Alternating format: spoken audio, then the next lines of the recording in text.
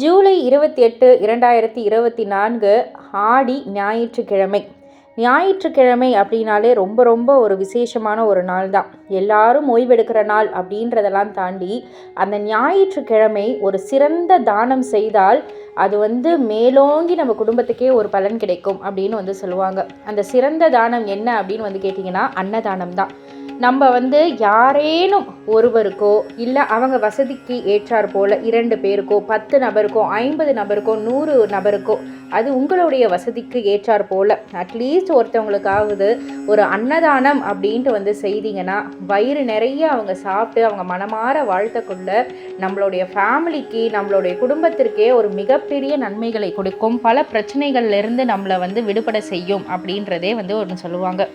அதிலும் இந்த ஆடி மாத ஞாயிற்றுக்கிழமை வரும் ஞாயிற்றுக்கிழமை தேய்பிறை அஷ்டமி. தேய்பிறை அஷ்டமி அப்படின்னு சொன்னாலே ரொம்ப ரொம்ப விசேஷமான நாள். யாருக்கு அப்படின்னு கேட்டிங்கன்னா நம்ம பைரவருக்கு தான். அந்த பைரவர் ரொம்பவே சக்தி வாய்ந்த ஒரு கடவுள் இல்லையா? நம்ம சிவபெருமானுடைய நெற்றிக் கண்ணிலிருந்து உதித்தவர் தான் பைரவர். பைரவரை வழிபட்டால் நம்ம குடும்பத்தில் இருக்கிற அனைத்து பிரச்சனைகளும் நம்ம விட்டு எங்கேயோ ஓடியே போயிடும் அப்படின்ற மாதிரி தான் சொல்லுவாங்க.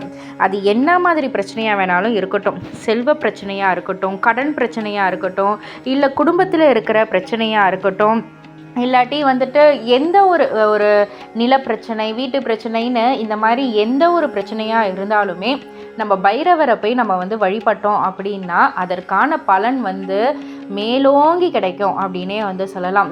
அதுவும் ஞாயிற்றுக்கிழமை ராகு காலம் 4:30 6 மணி வரைக்கும் இந்த குறிப்பிட்ட நேரத்தில் நம்ம விளக்கேற்றி பைரவரை நம்ம பூஜித்து நம்ம வழிபட்டோம்னா நம்ம கிட்ட இருக்கிற கஷ்டம் எல்லாமே போயிடும். நம்ம வாழ்க்கையில் வாழணும் அப்படின்ட்டு இருக்கிறதுக்கு அடிப்படை விஷயமே ஒரு நிம்மதி தானே. நிம்மதி இருந்தால் தானே நம்ம வாழ முடியும்.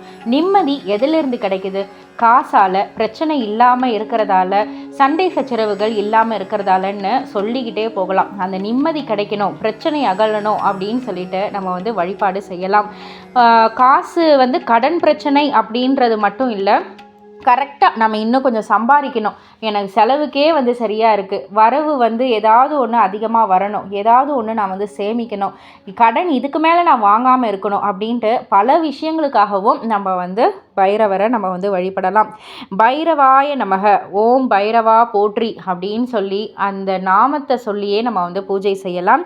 குறிப்பாக பைரவர் காயத்ரி மந்திரம் அப்படின்ட்டு ஒன்று இருக்குது. அதை 108 முறை நம்ம சொல்லணும் அப்படின்னா ஒரு முறையும் சொல்லலாம், பல முறையும் சொல்லலாம். ஆனால் 108 முறை நம்ம சொல்லி பூஜை செய்யக்குள்ள அதற்கான பலன் அமோகமாக கிடைக்கும்.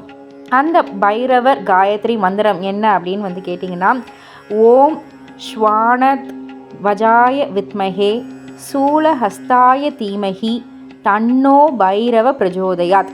இந்த ஒரு காயத்ரி மந்திரத்தை நம்ம 108 முறை சொல்லி அந்த ராகுகால நேரத்தில் நம் பைரவரை வழிபடக்குள்ள ஒவ்வொரு ஞாயிற்றுக்கிழமையும் இதை பின்பற்றலாம். அதிலும் இந்த ஞாயிற்றுக்கிழமை தேய்பிறை அஷ்டமி அப்படின்றதால இன்னமும் சிறப்புமிக்க ஒரு நாள். அதனால் பைரவருக்கே சிறப்புமிக்க ஒரு நாள். இப்போ நம்ம எப்படி செவ்வாய்க்கிழமை வெள்ளிக்கிழமையெல்லாம் அம்பிகைக்கு உகந்த நாள் அப்படின்னு சொல்கிறோமோ, அதே போல் ஞாயிற்றுக்கிழமை பைரவருக்கு உகந்த நாள்.